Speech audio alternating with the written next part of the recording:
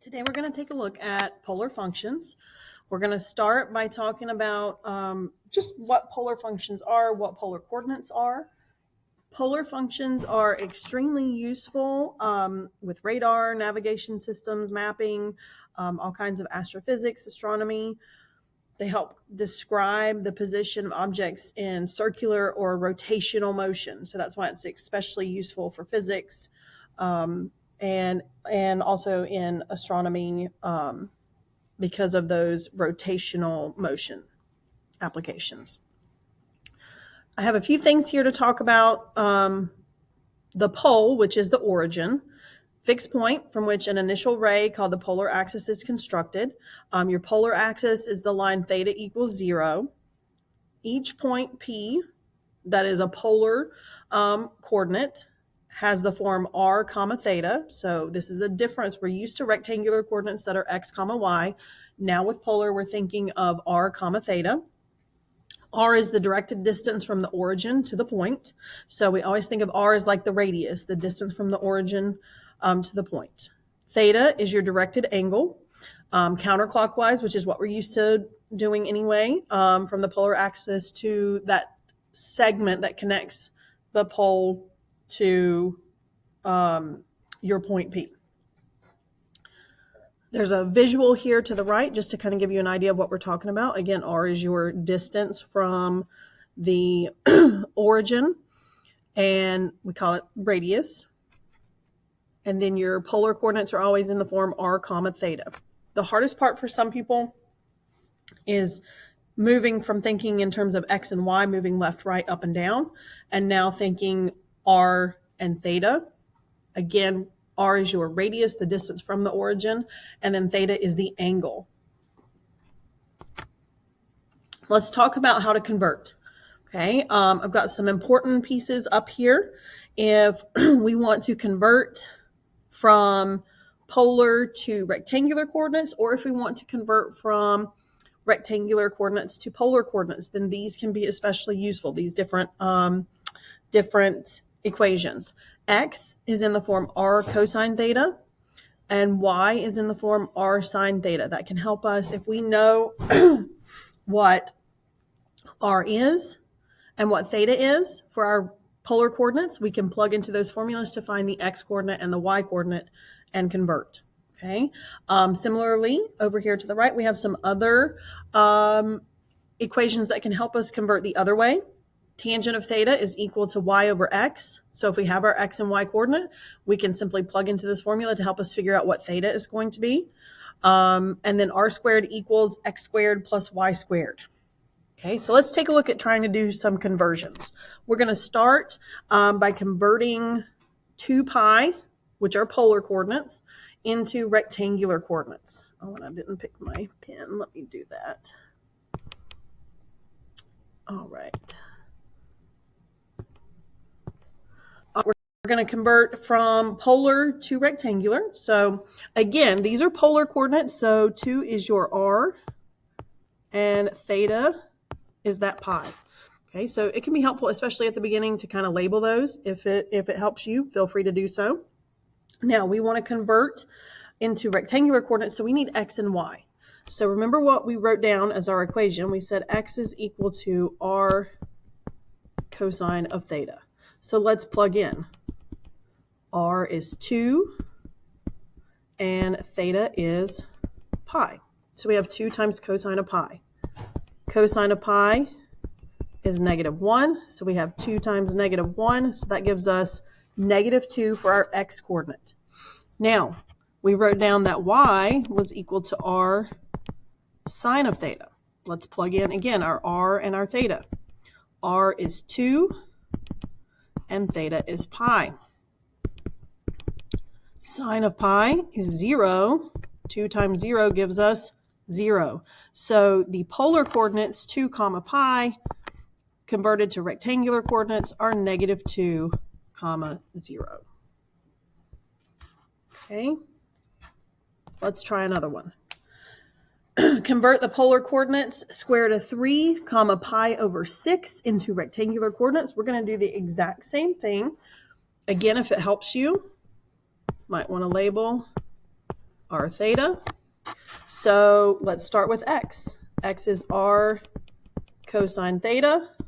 Plug in what we know. R is square root of 3 times cosine of pi over 6. Okay, so we need to evaluate. Cosine of pi over 6 is square root of 3 over 2.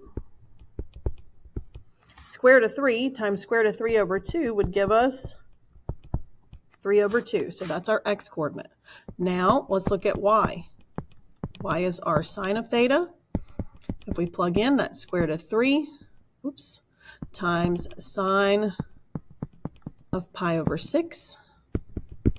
So that's square root of 3 times sine of pi over 6 is 1/2.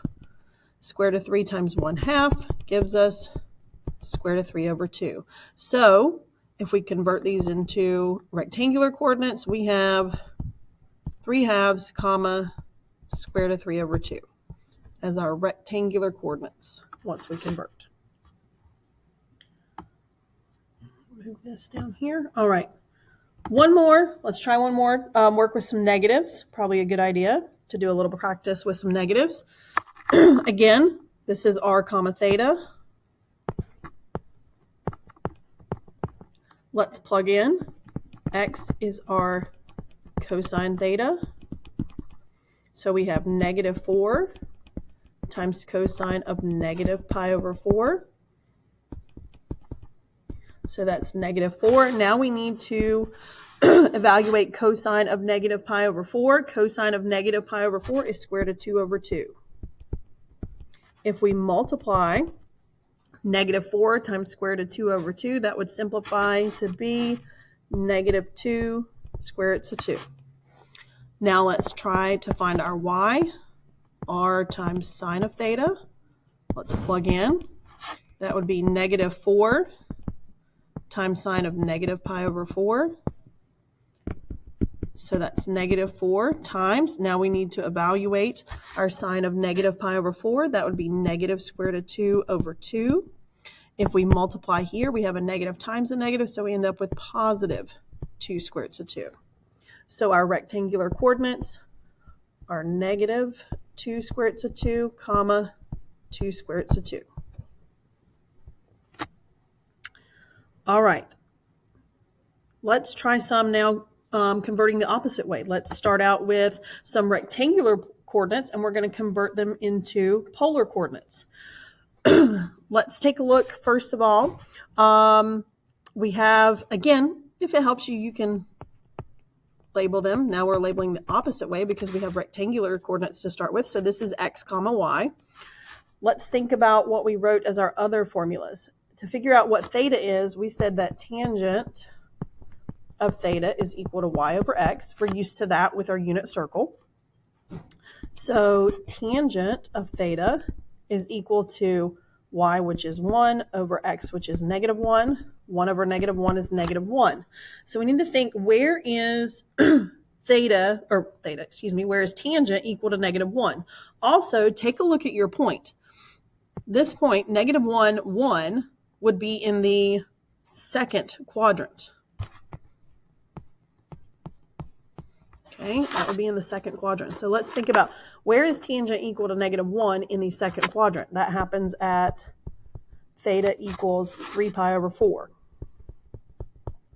So that's our theta value. Now, for our polar coordinates, we also need the r. Okay, so think about the other thing that we wrote. We said that r squared equals x squared plus y squared. So let's plug in.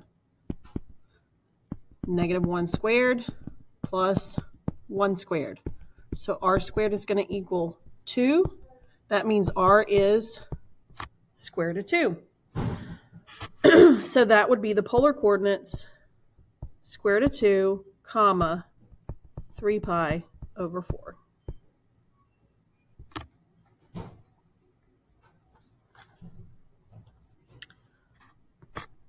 Let's try another one. We're starting with rectangular coordinates, square root of 3, comma, negative 1, and we're going to convert them into polar. Again, this is our x and y. Let's find our r and our theta. It doesn't matter which one we start with. Let's start with r this time. R squared equals x squared plus y squared. So r squared equals square root of 3 squared plus negative 1 squared. So square root of 3 squared would be 3. And then negative 1 squared would be 1. 3 plus 1 gives us 4. R squared equals 4. That means R equals 2. Now let's take a look at our theta. Tangent of theta is y over x. So tangent of theta is negative 1 over square root of 3. Take a look at where this point is located. Square root of 3, negative 1, that would be in the fourth quadrant. Okay, that would be in the fourth quadrant. So now, where is tangent equal to negative 1 over square root of 3 in the fourth quadrant? Okay, that would happen at 11 pi over 6. Okay, and so that would be polar coordinates 2, 11 pi over 6. Okay. Let's try one more.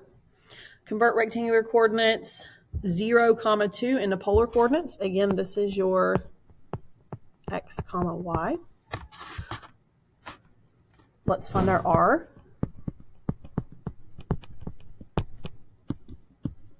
This one's a little bit easier because we have 0 for x. So r squared equals 4. That means r is 2. Now let's talk about tangent. Tangent of theta is y over x.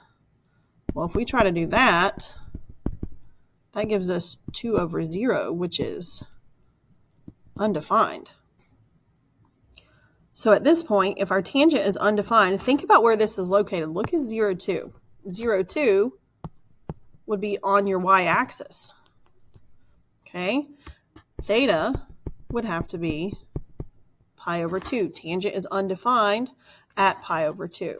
So our polar coordinates are 2, pi over 2.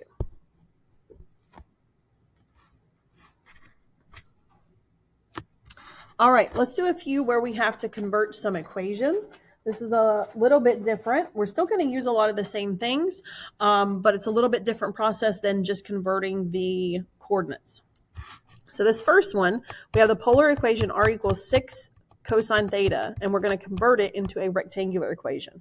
So what I would take a look here, we don't have anything that fits with our different equations. But what if I were to take this equation? If I'm going to take r equals 6 cosine theta, what if I multiply both sides by r? That gives me r squared on the left, and on the right, I have 6 times r cosine theta. Okay, now I'm starting to notice some things that I wrote down. I said that r squared was equal to x squared plus y squared. Take a look on the right-hand side. I have 6 times r cosine theta. We wrote down that x equals r times cosine of theta. So this would be equivalent to 6 times x. Now I only have x's and y's. Usually we want to simplify down a little bit, just kind of get this into a version that we're used to for different types of equations. So I might subtract that 6x over. And we're starting to look kind of like a circle equation. I want to complete the square for this x squared minus 6x so that I end up getting a circle equation. So that would be x minus 3 squared plus y squared equals. Now, because I completed the square, I actually added a 9 over to the left side that wasn't there before. And so I need to do the same thing to the right side. I'm going to put a 9 here because I'm going to add. And so that would be my standard equation for a circle. Okay. If you're not familiar with completing the square, you might want to take a look back at that. That would be an earlier math skill. All right, next one. R equals secant of theta. Okay, let's think about what we have here. Secant of theta is 1 over cosine of theta. What if I were to multiply both sides by cosine of theta? That would be r times cosine of theta equals 1. If I look at that left-hand side, r cosine of theta, I know that that's equal to x. So x equals 1 is my rectangular equation. That one was a lot easier. Okay, a lot easier than the one we did before. Let's try one more. Convert the polar equation r equals 2 into a rectangular equation. Okay, think about this. We know that r squared equals x squared plus y squared. That's what one of our basic equations is for when we're converting. So if r is 2, then 2 squared should equal x squared plus y squared. If I go ahead and square that, I have 4 equals x squared plus y squared. I can leave my equation like this. That's a standard equation of a circle. It's just the circle's centered at 0, 0 with a radius of 2. Let's try a few where we're converting the other way. Now we're going to take a rectangular equation and we're going to convert it into a polar equation. So we want to get r equals. We have for this one, x squared plus y squared equals 9. Okay, so think about what we wrote out. We said that x squared plus y squared equals r squared. Well, we know that x squared plus y squared is equal to 9 for this equation. So 9 is equal to r squared. Take the square root. R equals 3. That is our polar equation. We want r equals to get the polar equation, so r equals 3. Let's try another one. We have y equals 4. Okay, think about what we said. To convert, we know that our y coordinate, y equals r times sine of theta. Well, if y is equal to 4, then we know that 4 is equal to r sine of theta. We want to get r by itself because that's a polar equation. So let's divide by sine. That means r is equal to 4 divided by sine of theta. We could simplify this and make it a little bit easier. If we divide by sine, this would be equivalent to 4 cosecant of theta. 4 divided by sine of theta is equivalent to 4 cosecant of theta. Let's try one more. If we have x squared equals 16 minus y squared, and we want to convert it into a polar equation, that one looks similar to one we've done before, except the y squared subtracted over to side. What if I add that back over? If I add that y squared back over, I now have x squared plus y squared equals 16. Well, think about what we wrote. We said that x squared plus y squared equals r squared. So I'm going to substitute that in. If I have x squared plus y squared, I can replace it with r squared. If r squared is equal to 16, that means r equals 4. And that is my polar equation.